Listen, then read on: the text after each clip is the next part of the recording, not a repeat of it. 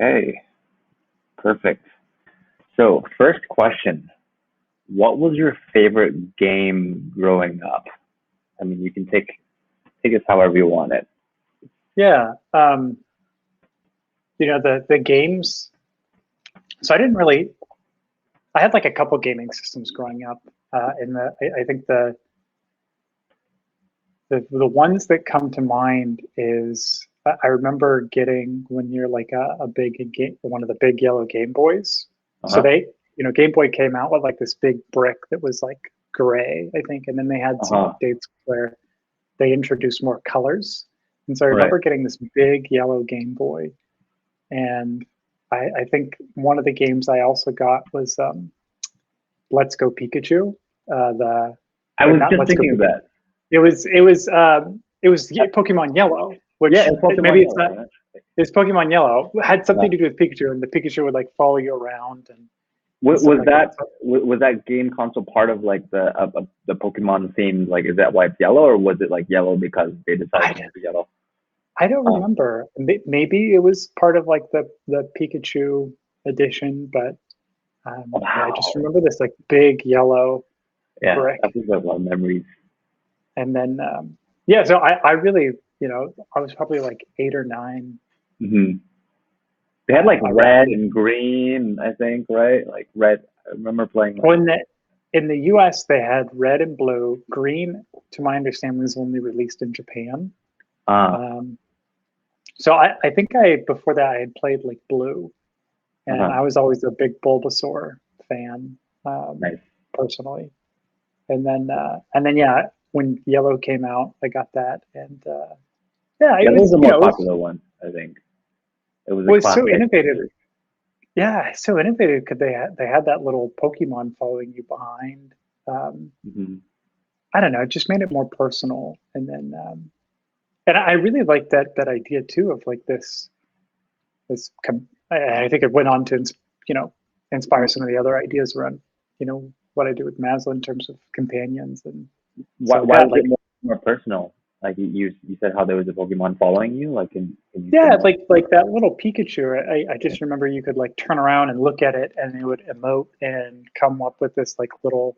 So Huh. the Pokemon went from being like sort of a thing um, in your party to just something that's actually walking around with you. And I think Mm. the, to I don't know. Looking back on it now, I think that just created more of a personal connection because you would see it all the time. You wouldn't just see it. It wouldn't just show up in battles anymore. Yeah.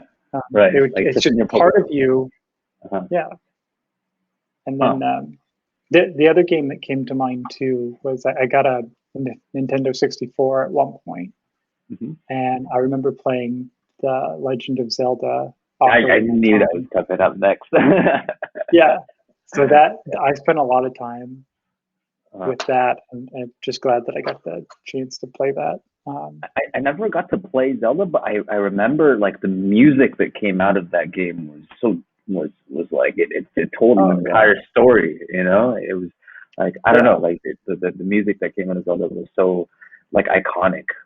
Like it just totally. carried so much adventure in it. You know. Yeah, and I think the story was epic. Like it was actually a pretty long game for I think the time, and I think they just did a really good job of um, just I mean that's like the quintessential Zelda game now. Um, I Mm. mean, Breath of the Wild was really good, and Majora's Mask and some of the other ones are great, but I feel like Ocarina of Time is just always like that, like Hmm. tier one Zelda game that everybody has to play. Uh-huh. And why was it? I mean, I didn't play, so why was that a good game? Why was Zelda a good game? Like, what was it about that game? Like, I think I just remember there was just like this sense of wonder around the mm, the universe. I think it was one of the first games that I played that had a lot more open-endedness, so you could control your mm, character and have them go into different areas, and there was just a lot of like little things to discover, right? And mm, you take that even now. today with things like Minecraft, I think there's that same similar sense of wonder where like there's just it's an open world. I think obviously Zelda was a lot more structured, but Hmm. and had actually had a story. But I don't know. I think that was to me. And then I obviously like the little fairy companion. I think it was pretty cool to have that. They used it in a really interesting way, in that it was part of the story, but it was also part of the gameplay. Where if you wanted to, I think it's called Z targeting. If you wanted to target Hmm. an enemy, you would hit Hmm. Z, and then the fairy Hmm. companion would go off, and that's how you could auto attack. Mm. So I think it's just like a really interesting use of combining like function with Uh-huh. the With the story of the companion. companion. Yeah. Huh. And so what do you think nowadays? This is a completely separate question. Like what game or game world do you think nowadays is like the most immersive world that you can find in today's times? Yeah, What I would you mean, compare I that? like, gosh, a couple years ago, I was playing Minecraft a bunch with Uh-huh. friends, and I think that I wasn't really into Minecraft when it first came out because Uh-huh. I don't know, like building by myself. I think it was interesting, but it just wasn't as social. And but Right. then when I Right. got a couple friends playing it too, and we would play on servers and we'd go exploring, and Uh-huh. um, I thought that was, again, there was like this sense of wonder because there's like a Wonder. generative, and Mhm. there's it's fun. It's easy to pick up and just get lost. So I think Minecraft is awesome. I also recently got a Switch, and I've been playing. Uh, I just started playing the new that the Let's Go Pikachu Pokemon Right. game. Huh. Um, How's that as a we kind of throwback? Like, is it the Yeah, same going back? it's similar. I mean, it's to me like it's just the nostalgia of it. Yeah. Um, Nostalgia play. Hmm. yeah, it's Yeah. it's like there's like like I kind of remember this. It like brings me back Hmm. to when I was, I'm like 30 something now, and Uh-huh. so it brings me back to when I was 9. And Uh-huh. I don't know. I always liked yeah, the yellow and then silver was I think another one of the Pokemon games that I enjoyed. So Hmm. Yeah. those. What Making about sense. you? Are you playing anything? Right now, no. I really want to start something. I've been looking for a game that kind of captivate, kind of brings out that sense of wonder and adventure in me. I grew up playing like, and this is when in my teens, not as early as Pokemon Yellow times, but I was playing RuneScape, and that was kind of the open world explorative experience type of Yeah. thing for me. It's kind of like it's not as immersive as Skyrim, but I also played Skyrim and I also really like that. That game. I'm looking for something now. I can't find any, and I don't know. Sometimes books kind of help, but I'm also not finding any good fantasy books too. And I'm like, should I watch movies? How do I? Where do I get that feeling from? Where do I get that feeling? It's hard. It's hard. It's hard. But I have to I say, feel like you. it's yeah, the sense of wonder that you speak about in those games, and like I feel that Yeah. yeah, that's I, something to have yeah. you But ever played like or explored like the Diablo universe? I've been recommended that game like so many times that I should by this point. It's Like I mean, I feel like there was sort of like a nostalgic play there for me, but I got yeah, in really into Diablo just because of all the lore. the lore, yeah, Yeah, yeah. they have like 10 or 15 books that they've published that are these sort of independent stories that also take place that you can see show up in the game. Wow. And I just think that they've always done a really good job of creating this rich like fantasy lore, and Uh huh. the idea of connecting sort of the angels and the demons and the struggle for the human plane is I always enjoyed that too. And I because That's I feel nice. you about the book stuff too. Like when I get into a book, like I'll just get super into it, and then when it's over, I'm like, what do I do next? Like, Right? That's a good feeling. Like, I remember that feeling. Just going through a book, finishing it, and you're like, life doesn't make any sense anymore now that I'm done this book. And sometimes yeah, you're reading a book and it's so good that you're reading it slowly because you don't want it to end too, or yeah. it might be the same with the game. Oh wow, For, that's a good feeling. I haven't felt in a long time. yeah. Whew. For me, on the book side, like I try to read The Picture of Dorian Gray at least Yeah. once a year. It's by Oscar Wilde. Um, it's it's such a beautifully written book. It deals with a lot of the things that I'm personally interested around human identity and just art in general and the way that we express ourselves. And it's the I started rereading that recently, and it is one of those. Whenever I read it, or I'll also do audiobooks or listen to it. Hmm. I'll be super into it, and then at the end, I'm like, "Wow, what do I do now?" you know. Yeah. Yeah. So that's a good one to Yeah. check out too. I'll check it out because it's been a while since I felt that feeling that we've been talking about. So Dorian and Gray, is that it? Yeah, Dorian and it's Gray. the picture of Dorian Gray. The picture. The Yeah, the first several chapters are just my favorite, just because if you've the second half of the book 1984 did this to me too, but I don't know, when you just like read really great writing, it just feels good Nice, because nice. when you get into where um, it just flows, right? Like you're like Uh, you're not that place where you're not actually reading anymore. You're uh-huh.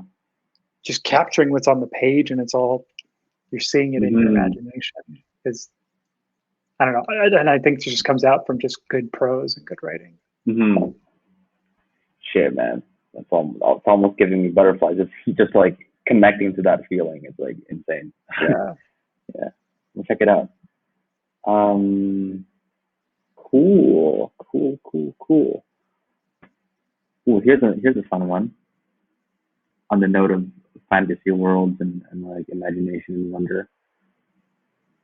It's the year 2050. What do you think Maslow is going to look like? Might be a hard one. I wouldn't be able to answer that, like, or anything in It, 2050. But what do you think? I mean, so I'm going through like some fundraising stuff right now, and Mm-hmm. it can be difficult because oftentimes, and this is probably just a generalization, but oftentimes the audience that I talk to and investors, they don't usually have big imaginations. And I think that people who have a tendency to just be more creative tend to not be like in a financial type industry. And so I think that the challenge is always like, how do you visualize something enough so that it, I don't know, gives them structure to relate to it, but you don't spell it out so much so that their imagination doesn't kick in.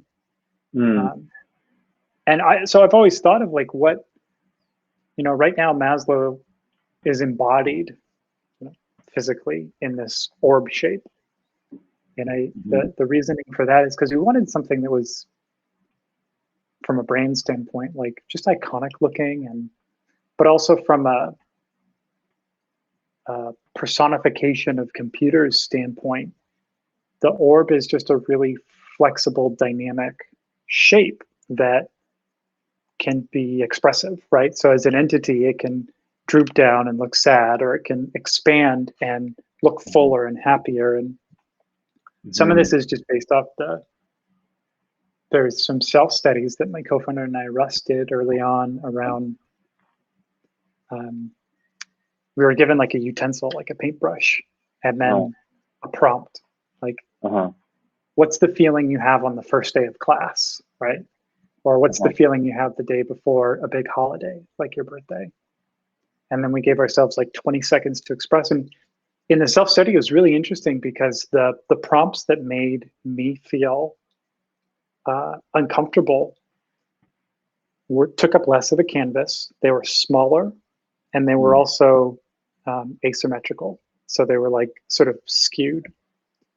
Whereas the prompts that made me feel good inside and made me feel happier at ease um, would take up more of the canvas and were symmetrical. And so I just thought it was really interesting and just an interesting pattern. Like, because we do this now, like if someone's excited or happy, like we say their face is glowing. Mm. Um, and so as Mm. that relates back to the question about like, what is Maslow going to look like? I think it'll be, my hope is that it takes on sort of the shape of whoever the companion has a relationship with. I, I, Mm. I sort of, if you look at things like social identity theory, um, and even things with like dogs, right? Humans and their dogs, right? Uh-huh. There's sometimes this Right. people look like their dogs or Yeah. people look like their friends. Uh-huh.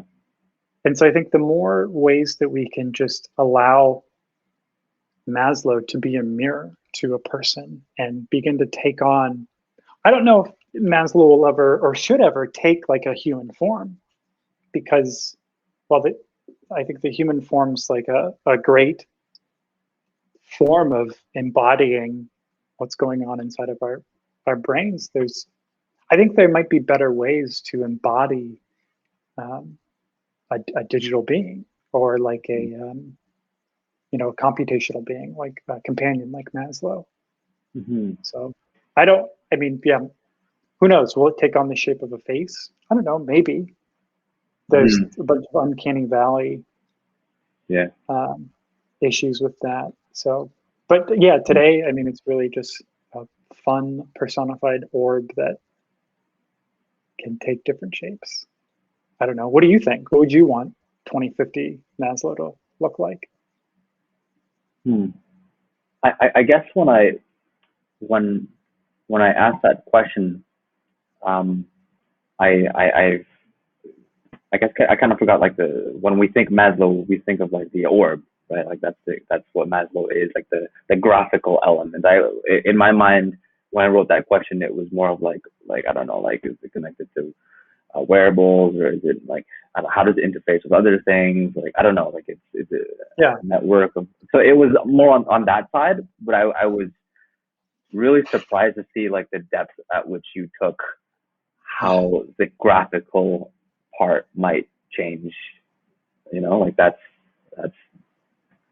that's an even more yeah. difficult conversation. Well, well, So well to me, like I see this all the time, even when we're talking with potential partners around like machine learning. I think that, when it comes down to building trust between humans or between a dog and a human, there's this shared relatability that happens in essence, empathy, right? mm, Where you share context and consequences. Like we can generally empathize with dogs mm-hmm. because we react to the same signals as each other. Dogs, if there's a loud noise, the dog's going to look up and look over.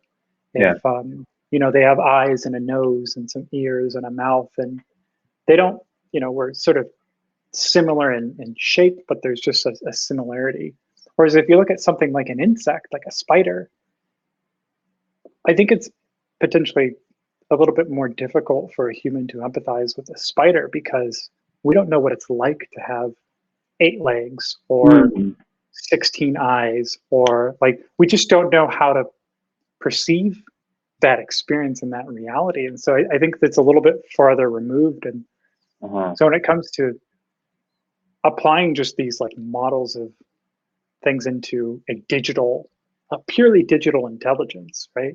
Uh-huh. I think it's just, we got to consider the trust element of how do we build Huh. collaborative relationships between humans and machines. And Huh. then go There's ahead. something there. There's something there with like like experiencing like the fact that it's easier to experience or no, potentially connect to a dog or pet because of the same eyes and ears and nose than it is a spider. Like, is that, do you imagine that being reflected in Maslow somehow? Like the I, experience of, you know, I think eventually, like this idea of maybe this is more geared towards what the question you're asking is.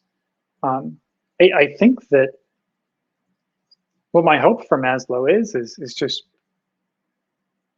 an entity that's there from, maybe when you're 5 years old or when you're born mm, up until you die.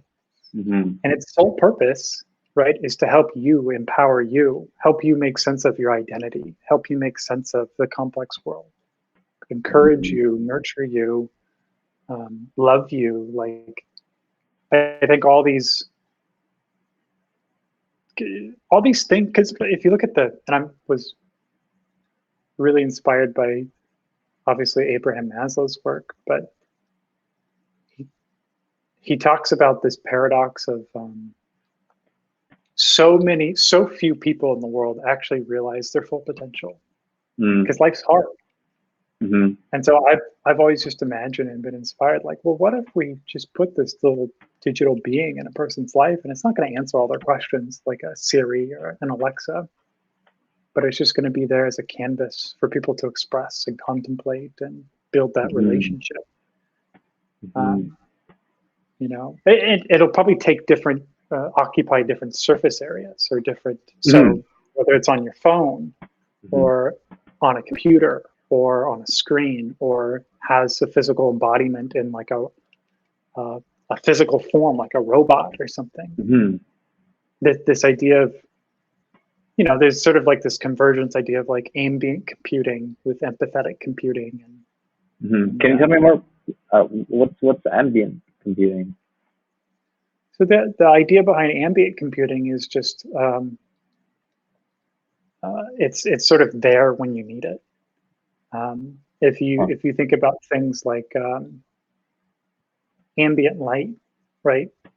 Ambient light just sort of fills the room to help you see, and so it's just sort Mm, of I don't know what the exact definition of ambient computing is, but it's just sort of, to me, it's there when you need it. It's mm, you don't have to open an app, or you don't have mm-hmm. to um, sort of just in time, right? Uh-huh.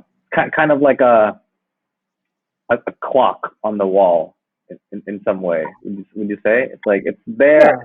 Yeah, It shows you the time when you need it, but you don't have to like turn it on or like engage with it or like right. It's something. always on. It's always computing. It's Uh-huh. it's it's there to help you when you need it, and when you don't need it, it's doing its own thing. Mm-hmm. Cool. Which What? would Go ahead. Go ahead. Sure. well, I just and I think that's just like as we sort of invent these new ways of building, however you want to talk about, like a computational intelligence, but like I think it'll be hard for us to. There's a lot of open questions in that field, right? And Mm-hmm. I think a lot of what we're trying to do at Maslow is just ask those questions and then go Mm-hmm. do research and try things. And Mm-hmm. whether that's formalized research with like a university or informal through like a user study. But Mm-hmm. I think it's super important that we ask those questions. Yeah, that's what I really, really respect about Maslow's work. Like, it's Thanks. like recognizing that there's open questions. Yeah, that's something that really stood out to me personally. Like I Um, swear, we're still in the early days of this. We're still, you look at at how the invention of video games came to be. Like it started with two paddles on a screen and a little ball bouncing back and forth, and now the gaming experiences are much more immersive. Not yeah. only from like a screen standpoint, but you can do virtual reality stuff, but also like the storytelling, the ways that we immerse Mm, people through, like the Diablo example of like I'm playing a game, but I also can read a book, and it's just continuing to converge on my life and help me uh-huh. just make sense of the world. Hmm. Have you heard of Star Citizen? Sorry, have you heard of that Star game? Citizen? Yeah, Why does that sound familiar? Is that an anime? it's like this really really um, immersive game, like extremely immersive game. It's kind of related to No Man's Sky, which is also another one. Like I don't Oh know, yeah. you tell me about that. I'll Just check make it me out. think of that. Definitely check it out. Yeah. What Check do it you out. think the what do you think the types of roles a company like Maslow or organization like Maslow in 2050 might be like? This is really like far, by the way. Like I think 2050 is a bit too far. Maybe like No, I think it's good to like sort of set your, because look, if we build a business for today, like we're going to be obsolete tomorrow. And so I think it's the right question to ask. So in that, like, how are we building a business or a community of people that is going to be around in 2050? Because the world's only getting more complex, and mm, um, are, I mean, look at the recent stuff today with like the GameStop and the stock market. Like, yeah, wild. I love it. It's like Uh-huh. all old, you know, I think people maybe take for granted, but since the internet was invented, like it's never going to be business as usual. Stuff Hmm. is so much quicker now. Hmm. And I think that even generationally, maybe I won't want to say like young versus old, but generationally, I do think that younger generations have a different perspective because we've grown up so interconnected and we've grown Hmm. up so maybe just more in tune with the world. And that can go both ways. The good way is I think we're maybe a little bit more self-aware and maybe empathetic. I think the bad way is that we may be more susceptible to things like depression and just things that are going on, not just because we're so aware of everything going on in the world. Do you think we're becoming more individual and like niche, or do you think we're becoming more like part of the whole, and like everyone's becoming more similar? I'm so curious what you think. I don't know. I do think that like individuality and our individual identities um, are becoming less fixed. So in the sense of Yeah, like we just have a lot more fluidity in who we are and who we sure. could become. Whereas I think the traditional models of who a person was, you look at traditional like gender male roles too. Hmm. Like a man is supposed to do this, this, and this, was Hmm. the way that we used to think about gender identity for a man.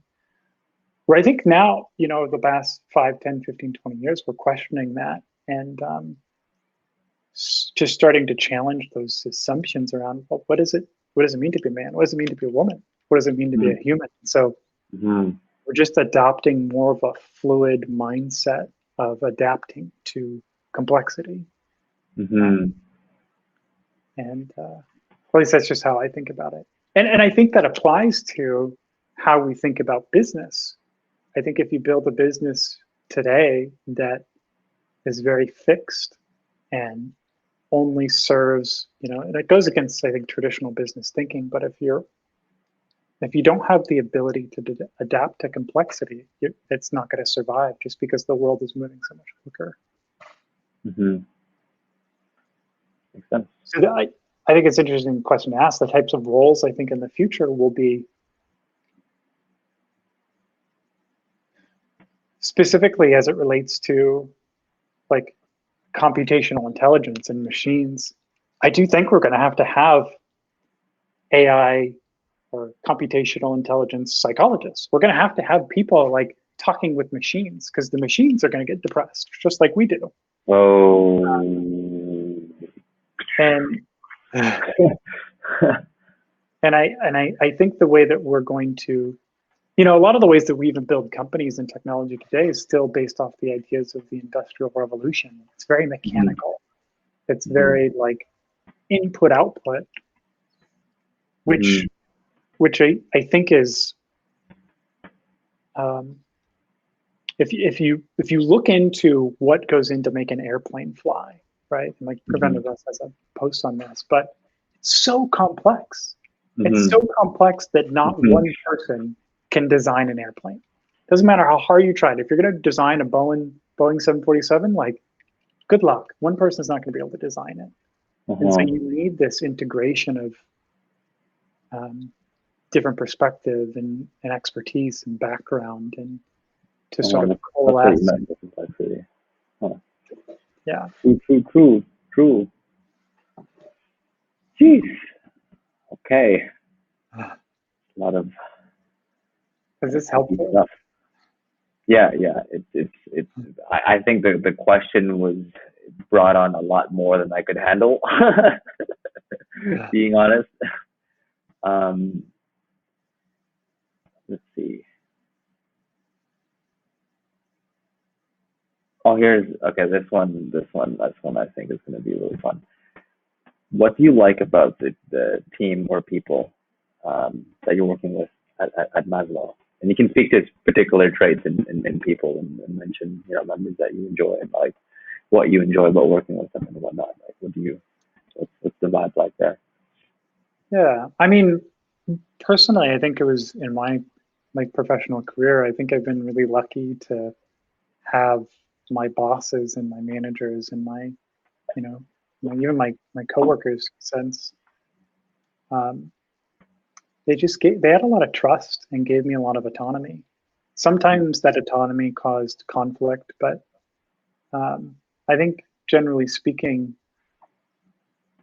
personally, got a lot of um,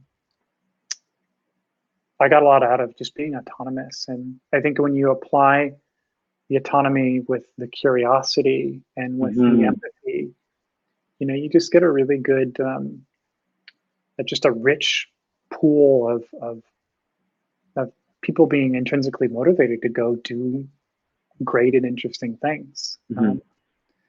And if you go back to like the building an airplane, like it's infinitely complex. Not one person can do it, and so Mm-hmm. in that case, you do need um, to bring together a lot of individualistic people and autonomous people. They have to be self-motivated, and they have to be curious around like what are the questions that I need to ask myself, and then how do I go out and validate or invalidate some of these questions that are assumptions based off what's going on in reality. So I don't know. To me, like the traits that I always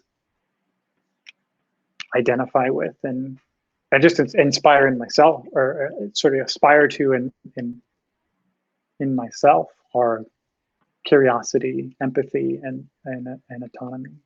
And I just think that that's the way that the best businesses in the future will continue to grow and operate. The top down like method of doing business where you have like some sort of person like saying you need to do this. Mm-hmm. I Yeah. think there's a time and a place for that, but by and large, I think if you hire curious, empathetic, and autonomous people, they're they're gonna ask them, they're gonna be motivated to ask their own questions. Mm-hmm. And, and that'll lead to what you want to lead to is just more discoveries, right? Because none of Mm-hmm. this is ever going to be solved completely. Mm-hmm. Yeah. I was just having a conversation with my buddy, seeing you. And he's like, yeah, why don't you work at Maslow? Why don't you ask them what you should do? I'm like, no, it's not. It's definitely not that type of company. Maslow's the type of company where you should come, or not that you should, but like or at least it's just how I felt that you should come with something that you want to do, and then it seems like it's very organic and bottoms up, you know, like come Yeah, pitch something that you want to do, and that's how like things work. And he's from like a very like a good friend from the corporate environment. Nothing, no good or bad, no distinction there, but like it's a bit different environment, and so it was really yeah. funny to like to have that conversation with him. It's and I mean, I'll add too. Like if people need like alignment, like we have endless amounts of whether it's every company has endless amounts of opportunity or things to solve, or questions to ask. But I found that you just get better work. And when I say work, I don't mean like traditional. I think people are more involved if they're intrinsically curious about stuff. And Mm-hmm. I don't know. My hope for even just professional lives is in the future. There's not going to be such a huge divide between who I am and what I'm interested in my personal life and what I do for money. I think they'll continue to merge and get closer. And even to the fact of like, it's silly that we work 40 hours a week, like Monday through Mm-hmm. Friday. Like it's 2021. Like we've been Yeah. doing like 5-day work weeks since the Industrial Revolution. We have Yeah. computers now. Why Uh-huh. do we need to? You don't have to always be on. This idea of Uh-huh. like, um, I just go back to like just ideas of biology and flow. Like, sometimes you're Yeah. going to be super productive. Sometimes you're not. Sometimes you're going to be really inspired. Sometimes you're not. That's all Mm-hmm. okay. Mm-hmm. Whew. Yeah, that definitely like being able to work flexible hours and like work asynchronously and have the company that that not only it's not like a type of company where they're like, oh yeah, that's the trend, we should try and follow it and embrace it. It's a type of company that truly understands that is so important, I think, and it'll probably attract the best employees as well. As we It's get like you more know frustrated. it's hard too. Like I remember in the early days, like I was fighting so many tendencies of like I need to control and I need to like um, I need to be more directive with, hey, I need you like online from 9 a.m. to 5 p.m. Like, and that was just my own modeling of how I'd worked at other companies and startups and stuff. Like Mhm. there was sort of this, um, you're just always on. And I think it's, um, my hope is that, yeah, people show up to Maslow and they can show up as they are and just ask interesting questions and collaborate with the other people so that we can all build cool stuff and grow. Mhm. You're doing a great job, my friend.